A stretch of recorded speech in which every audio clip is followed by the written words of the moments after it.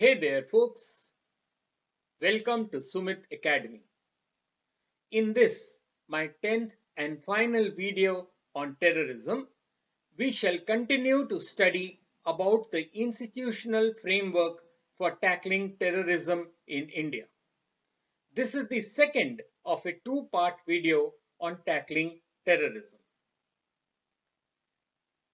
We now move on to the legal framework used for tackling terrorism. The first special act to deal with terrorism was the Terrorist and Disruptive Activities Prevention Act, or TADA, TADA, as it is commonly called. It came into force following Indira Gandhi's assassination.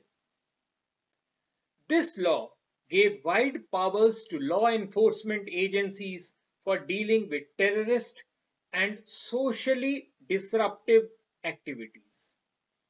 The police were not obliged to produce a detainee before a judicial magistrate within 24 hours. The accused could be detained up to 1 year without even filing a charge. Confession made to a police officer was admissible in the court of law, with the burden of proof being on the accused to prove his innocence, just the other way around. Trials could be held in camera, that is, in secret, and police officers could attach the properties of the accused. Following allegations of its misuse, this act was allowed to lapse in 1995.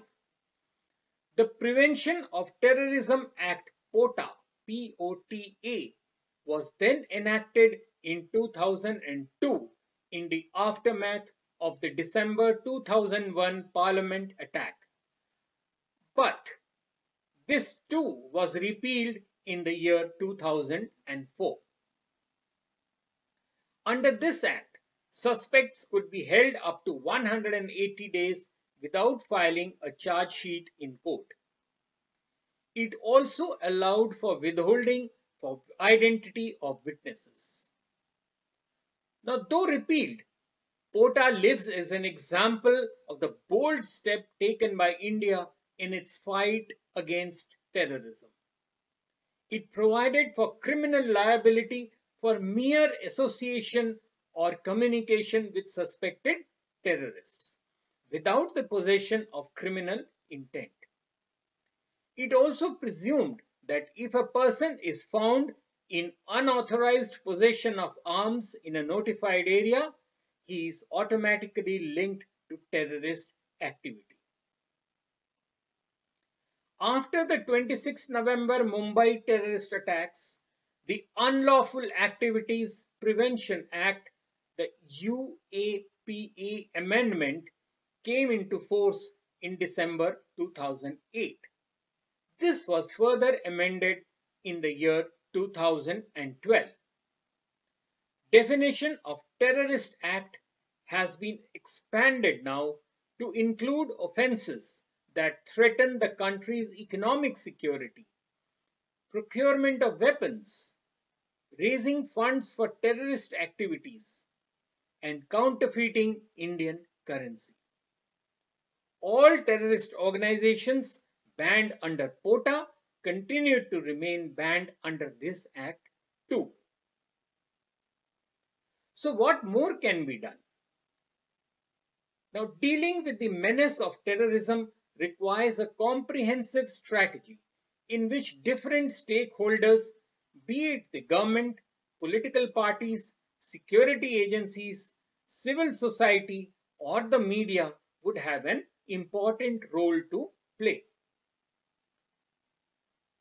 Let's see and take the first one, called political consensus. The most important strategy would be to build up a strong political consensus which says that national interest is supreme, and in national interest many issues are non-negotiable. They should not be discussed in the media or any public forum. Neither should it be decided on vote bank politics or on party lines. Second, stringent laws and fast-track courts are the requirement of the time. We need to have very stringent laws against terrorism and fast-track courts which can deliver judgment within 3 to 4 months. The police has limited powers against terrorists and detention power is limited to 24 hours. Now this needs to be addressed as sometimes there is a need to carry out nationwide operations after the arrest of a terrorist, which makes it very difficult for them to produce the terrorist in court within 24 hours. Third, strengthening state police forces. Now, strengthening state police forces by enhancing their training capabilities and providing them with modern equipment for surveillance, investigation, and operations is undoubtedly the need of the hour. Besides modern forensic labs, special equipment against cyber crimes is needed. The fourth point is very important because that deals with the role of media. The role of the media is crucial in the fight against terrorism. The media often indulges in needless debates on issues of national security. Many times, the media and the so-called intelligentsia discuss human rights of the terrorists while conveniently ignoring the human rights of the victims. Equally important as the media is the need for public education. In fact, I'll say it is the most crucial of all.